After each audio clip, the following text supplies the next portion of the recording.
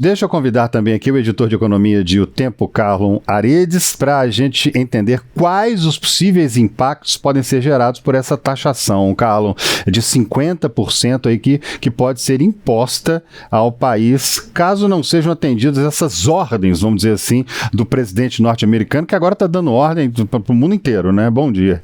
Bom dia, André. Bom dia, Francine, que está conosco aí Bom também, dia. que nos acompanha nesse Brasil afora. Pois é, André, a gente lamenta mais uma vez o aspecto político interferindo na economia, né?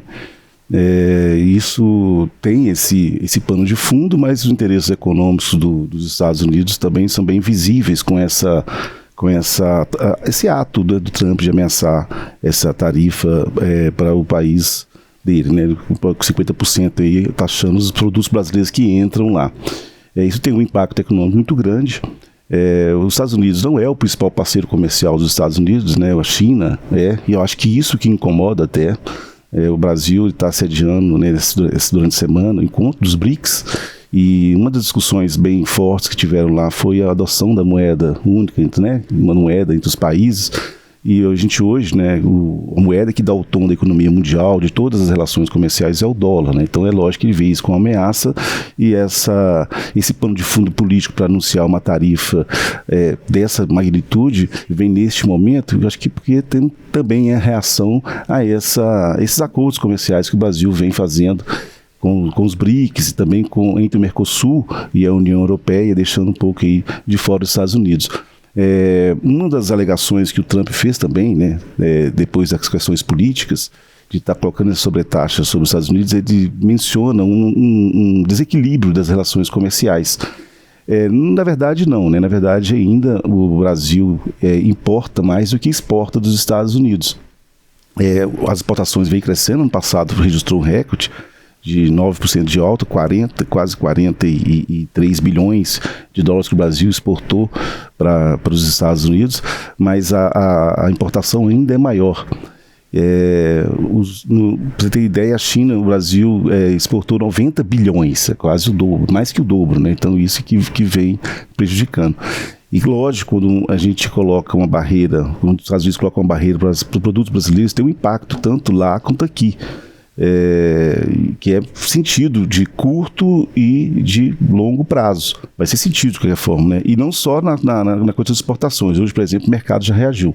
O dólar já subiu 2%, né? Abriu a 5,61%. A bolsa já caiu 1,31%. Então tem toda uma série de impactos inerentes à economia aí que envolve essa decisão. Pois é, Carlos, a gente tem aqui inclusive uma arte com os principais produtos exportados aqui do Brasil, que a gente vai colocar na tela aí para você poder ajudar a gente a analisar essas informações. Carlos, tá lá, petróleo bruto, né? Sim. A primeiro gráfico, né, se puder voltar, a gente mostra dessa relação de parceria. Isso aí foi em 2024, são dados do governo, dados da Apex, que é o braço de promoção de exportação do governo brasileiro.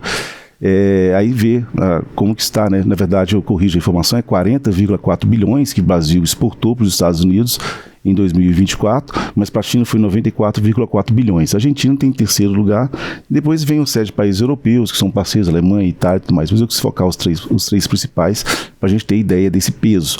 Já foi o inverso, né?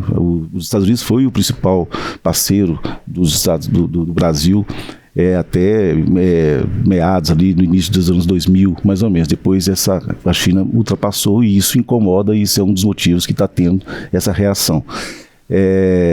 Aí quando você pega em produtos, e só fazendo uma ressalva, né, o Brasil importou dos Estados Unidos quase 41 bilhões.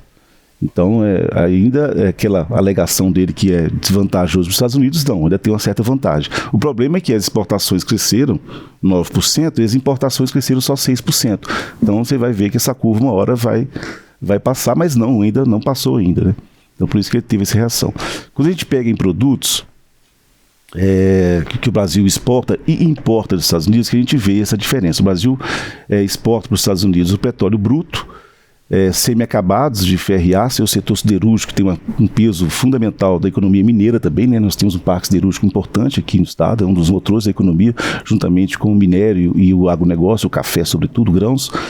mas a gente tem aí um impacto bastante forte nesses setores. Aeronaves também, que o Brasil exporta para lá, Infraero, né, tem uma certa... Tem a Embraer, né? Tem grandes negócios lá nos Estados Unidos, no mundo inteiro, né? Uma empresa brasileira bastante significativa. E aí o café, que também impacta forte aqui em Minas Gerais, né? Quando a gente pega o Brasil, grande parte dessa exportação de café para os Estados Unidos vem daqui do estado, isso já tem um impacto. Hoje mesmo, os preços futuros do café tiveram um reajuste, né? Quem está nos acompanhando aí, que está aí no supermercado aí nos últimos dias, está vendo que o café está salgado o preço, né? Tem por volta aí de R$40 até já 500 gramas, né? Um pacote de café refinado. Então essa medida do TAMP tende a impactar mais ainda esses preços, porque o café é um componente importante aí da pauta exportadora para os Estados Unidos. E isso acaba impactando os preços futuros, é uma commodity internacional, então qualquer tipo de reação nesse mercado se impacta em preço e vem aí no bolso do consumidor como modo geral. Aí quando você pega a importação, quer destacar isso. O que o Brasil mais importa? A gente vê que os produtos que o Brasil exporta para os Estados Unidos são primários, né? Semi-acabados, mas quando a gente inverte essa conta, tirando a aeronave, obviamente, né?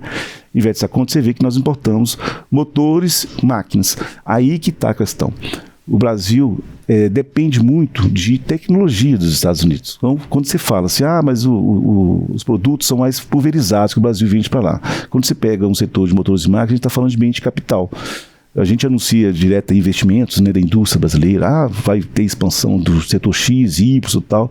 Para ter essa expansão, tem que vir máquinas, equipamentos, né, de países como os Estados Unidos. A gente tem também importação importante desse tipo de bem de capital da Europa e da China, mas os Estados Unidos ainda tem uma representação bastante significativa nisso.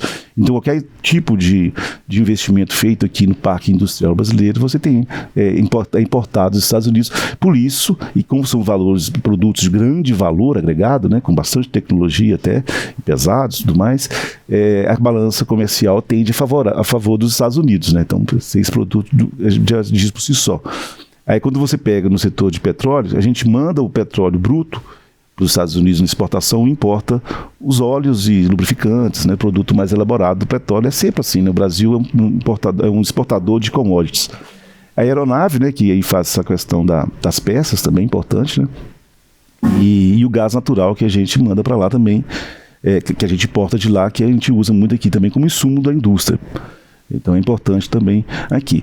Então, quando a gente fala, eu vejo aí que o governo, né, a FRAN até trouxe isso, vai ser criado um grupo de trabalho para ter essa reação.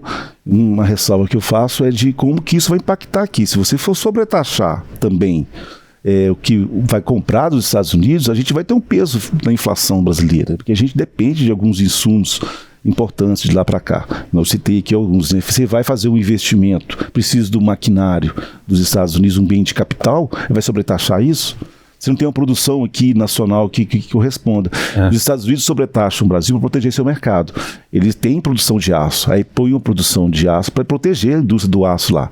Então isso não é assim, se a gente for fazer uma reação à altura, a gente tem a perder mais que ganhar. Então tem que ser muito bem pensado nisso. Porque eles têm outros fornecedores, eles têm produção interna para concorrer. Por exemplo, a gente exporta muita laranja, tá? Suco de laranja.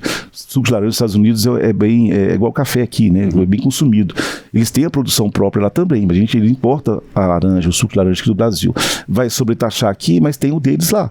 Então, se a gente colocar uma sobretaxa que está vendendo para lá, então agora, vai Carlão, ter no mercado. A vice-versa é complicado, como eu estou te falando. A gente tem aqui uma dependência de insumos tecnológicos dos Estados Unidos, uma dependência de insumos de fármacos, de defensivos agrícolas também tem, não uma dependência, mas a gente tem essa importância. E uma coisa que está no dia a dia nosso, que é muito importante frisar, que é o trigo, né? O Brasil não tem suficiência em trigo. Então, você vai colocar sobretaxa sobre o trigo que a gente importa dos Estados Unidos, o maior consumo de trigo no Brasil, que é base para fazer o pãozinho, massa e tudo mais, mas o pãozinho que está todo dia na mesa do brasileiro, basicamente esse trigo é importado dos Estados Unidos e da Argentina. Mas aí que você vai colocar uma sobretaxa sobre o trigo que vem dos Estados Unidos, vai encarecer o pão aqui. Então essa reação tem que ser muito bem pensada. Cuidadosa, né, cara? Cuidadosa, né? O que você está falando assusta, viu? Porque, em outras palavras, a gente não tem bala na agulha para entrar numa briga com os Estados Unidos. A gente vai sair perdendo. E aí? Pelo perfil da nossa produção, né, do nosso, que o Brasil exporta, e o perfil do que o Brasil precisa de importar, é bem complicado entrar numa briga dessa. Por isso que a diplomacia tinha que reinar. Por isso que é muito complicado se você colocar a política com a economia tem que ser separada. A gente tem que ver essas questões de polarização, de ideologia. Essa pesquisa, inclusive, aí, que, né, o resultado dela, que, né, você citou agora há pouco, que estão aprovando mais a taxação, isso é pensado com a questão de polarização, de política, de não sei o quê, ideologias, etc. e tal. Não deveria ser isso, né? Deveria ser. A gente tem que pensar no Brasil como um todo. A gente precisa da produção, a gente precisa da importação, a gente precisa da exportação, a gente precisa do emprego, a gente precisa da economia real. Ela tem que estar desvinculada com essas questões ideológicas, com essas questões de esquerda e direita. A gente vê aí, né, tanto parlamentar, situação e oposição, sempre usando esses termos esquerda e direita, parece que é uma briga de torcida organizada, né? Não tem que parar com isso, a gente tem que pensar na economia brasileira. Vai ter uma reação, o Trump tem uma linha mais ligada à direita e o governo brasileiro mais ligado à esquerda, e em função disso vão ter uma briga com esse comercial para ver, não, tira isso. Tem que ter diplomacia, tem que ver, o que você quer, o que a gente pode fazer, né? Precisamos exportar aí, porque senão a gente também não tem mercado para consumir o excedente. Uma indústria siderúrgica, por exemplo, que eu citei aqui já, que depende de exportação para produzir, então toda a sua produção aqui, todo o seu investimento feito, todo o seu emprego gerado aqui, para produzir aqui no Brasil, mas também para exportar. A gente tem quase uma relação de 50% de consumo aqui e 50% que é exportado. Aí não vai entrar no mercado importante como os Estados Unidos, vai levar isso para onde? Vai consumir aqui, o mercado brasileiro não absorve. Então tem que pensar bem mesmo, tem que ser bem analisado isso para não ter um impacto grande aqui na inflação, né? Que é só para citar um exemplo. Carlon Aredes, muitíssimo obrigado pela sua participação com a gente, editor de economia aqui de O Tempo, que está cheio de tarefa e ia estar de folga hoje, mas teve que vir correndo para cá quando viu esse anúncio, falou, não, hoje eu não vou estar de folga, não, vou ter que trabalhar, e está cheio de coisa na redação para fazer também. Muitíssimo obrigado pelo seu tempo aqui com a gente, viu? Sempre às ordens, é um prazer estar aqui, né, nesse estúdio maravilhoso aqui. Primeiro, acho que é a minha primeira participação aqui direto com vocês aqui, desde que inaugurou. Comigo eu sei que a gente se conhece já desde o cabelo preto, mas... sim, com certeza. Mas aqui nesse novo estúdio aqui, depois do News, foi transformado nessa estrutura, acho que é a primeira vez, é sempre um prazer. Tá joia, brigadão, Carlon.